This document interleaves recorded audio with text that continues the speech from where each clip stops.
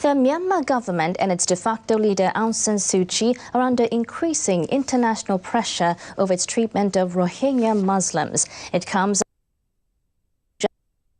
150,000 people have fled the country in less than 2 weeks. For more on this, let's go to Mitsuko Nishikawa with our Eye on Asia team. So, Mitsuko, what is the latest? Well, Keiko, Myanmar's national security advisor said he spoke with Russia and China. The aim of those talks was to block any UN Security Council resolution against the country. There is increasing pressure on Buddhist-majority Myanmar from countries with significant Muslim populations. Tens of thousands of Indonesians protested in front of the Myanmar embassy in Jakarta.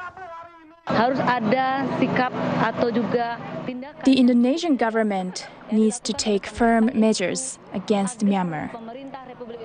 Our government should consider cutting diplomatic ties with them.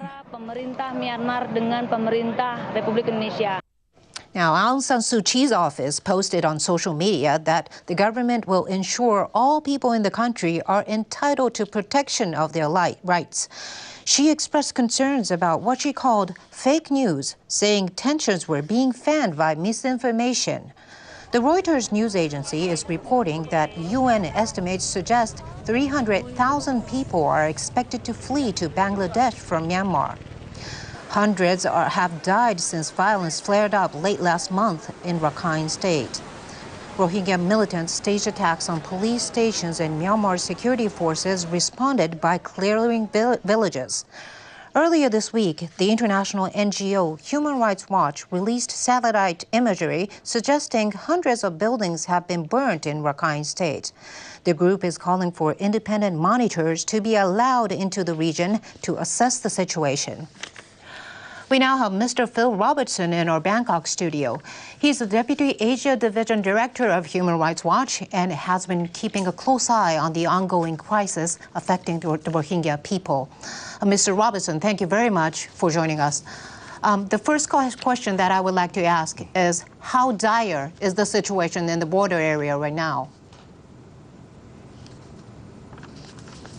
The situation is very dire. The situation is one where we have tens of thousands of people coming across the border every day, and it looks like there are many more coming behind them. We have information about burning throughout northern Rakhine State, not just the satellite image we showed, but we have other information that's coming as well. We see at least 21 different burn sites, and when people are coming, they've fled for several days. Some of them are coming across the border with bullet wounds, with shrapnel wounds, and we're also seeing that they haven't eaten for days. This is monsoon season, so it's a desperate humanitarian situation, and one that the international community now needs to really focus its attention on. The latest is that there are also incidents of landmines, we believe, being laid by the Myanmar forces on the border, and there have been at least 4 landmine explosions with refugees being the victims. So, the situation is about as bad as you can imagine, and there needs to be urgent humanitarian assistance provided to those people coming across the border. So with that situation, that serious situation going on for days, Aung San Suu Kyi finally spoke out. She criticized what she described as misinformation helping terrorists. Mr. Robertson, what do you make of her response? Aung San Suu Kyi, unfortunately, has not been helpful at all in this situation.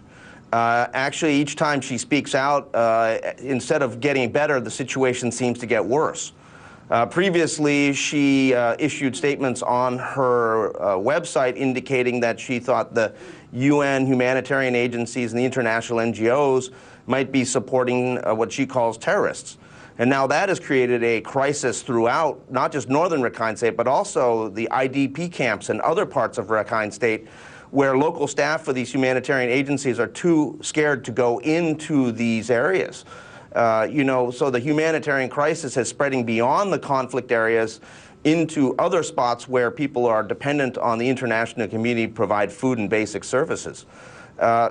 I think she's been captured really by the military, and she's listening to her military advisors. She's just repeating what she's being told to say. And That's not leadership. That's an unfortunate situation where, someone we expected to have principles to stand up for human rights is in fact doing exactly the opposite.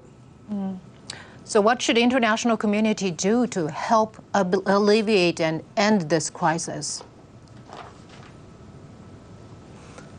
Well, I think that Japan needs to play a very important role now in backing the UN and the other international NGOs who are needed to get on the ground and provide the kind of immediate humanitarian assistance to the new arrivals, the refugees arriving in Bangladesh at that border. We've had now over 150,000 people arrive in 2 weeks. And the people that have come across the border, the people we have spoken to, are primarily from the areas closest to the border. We expect that there's actually many more people from townships further inside Rakhine State, the Rathdong and Butidong townships, who are still trying to make their way to the border. So, we may see, as your broadcaster indicated, as much as 200 to 300,000 people come out of northern Rakhine State. There's no way Bangladesh is prepared to deal with this kind of situation. They need food, they need medical support, they need shelter, they need just about everything at this point to be able to help these people who are in a desperate situation, basically living under tarps out in the open in the middle of the monsoon season. We're very worried about disease outbreaks, and if that happens, these people who are already weakened with a lack of food also could fall prey to disease. So this is a humanitarian disaster of the first order. The international community needs to step up. Japan should lead that, and Japan should also take a very strong role at the United Nations in condemning what's happening here and pushing the European Union and others for a new UN General Assembly resolution that will take Myanmar to task for what they're doing to the Rohingya. Mr. Robertson, thank you very much for your insight. And that is all from our Eye on Asia team.